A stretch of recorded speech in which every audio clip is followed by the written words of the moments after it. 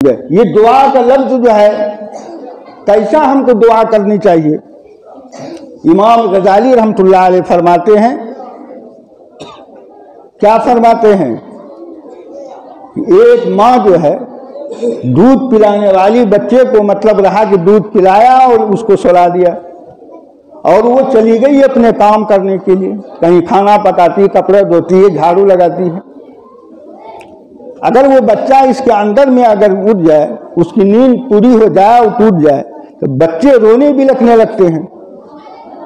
تو جب بچے رونے لگتے ہیں تو ماں کی محبت ایسی ہے کہ وہ برداشت نہیں کرتی، وہ کھانا پکانا چھوڑ دیتی ہے، کپڑا دھونا چھوڑ دیتی ہے، جھاڑو لگانا چھوڑ دیتی ہے، اور سارے کام کو چھوڑ کر کے اپنے بچے کو گود کے اندر میں اٹھا لیتی ہے۔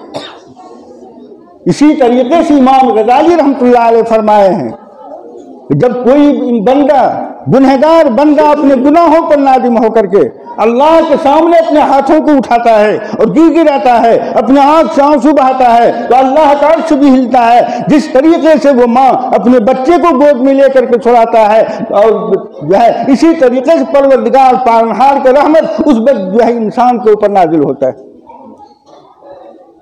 آج کہاں ہمارے اوپر رحمت نازل ہوتی ہے؟ ہم جو دعا کرتے ہیں۔ اللہ کے رسول صلی اللہ تعالی علیہ وسلم نے فرمایا کہ اللہ تعالی نے دوزخ کی گہرائی بہت کیا، اس کے اندر میں آگ سلگائی گئی۔ اگر دنیا کے سارے پانی کو اس آگ کے اندر میں ڈال دیا جائے تو وہ آگ نہیں بجھے گی، سارے سمندر کا پانی اس کے اندر میں ڈال دے تو آگ نہیں بجھے گی۔ لیکن اگر کوئی گنہگار بندہ اللہ تعالیٰ کی ڈر اور خوف سے اپنے آنکھ سے اگر دو آنسو دو قطرہ اس کا نکل گیا تو دوزخ کے سارے آگ کو بجھا دیتا ہے۔ اسی لیے اللہ کے رسول نے فرمایا کہ اے ہماری امت، اگر تم کو رونا نہیں آتا ہے تو رونے والے کی شکل بھی تم اختیار کرو۔ قرآن میں بھی آتا ہے کہ فَلْيَضْحَكُوا قَلِيلًا وَلْيَبْكُوا كَثِيرًا۔ آپ قرآن پر کہاں عمل کرتے ہیں؟ کہاں عمل ہے آپ کا؟ اللہ تعالیٰ نے کہا کہ روز زیادہ ہنسو کم۔ آپ دن بھر کا حساب لگائے ہیں کوئی کہ آج کتنا آپ روئے ہیں؟ مہینہ میں کہیں ملے گا؟ وہ کوئی جلسہ ولسہ میں گئے، اجتماع وغیرہ میں گئے تو جو رو رہا بغل میں تو یہی ہی کٹتا ہے، وہاں ڈر سے خدا کا نہیں روتا ہے، دیکھ کر کے روتا ہے۔ محترم، یہ قرآن پاک کی تکمیل ہوئی۔ اللہ کا بہت بڑا کرم ہے کہ قرآن پاک کو زیر و زبر کے ساتھ اپنے بندے کے سینے کے اندر میں محفوظ کر دیتا ہے۔ اللہ تعالیٰ اس بندے کو، اس کے ماں باپ کو جو اجر دے گا، اس حافظ قرآن کو اجر دے گا، وہ تو آپ سامنے سے سن رہے ہیں، مفتی جمشید صاحب طبیعت سے اعلان کرتے ہیں۔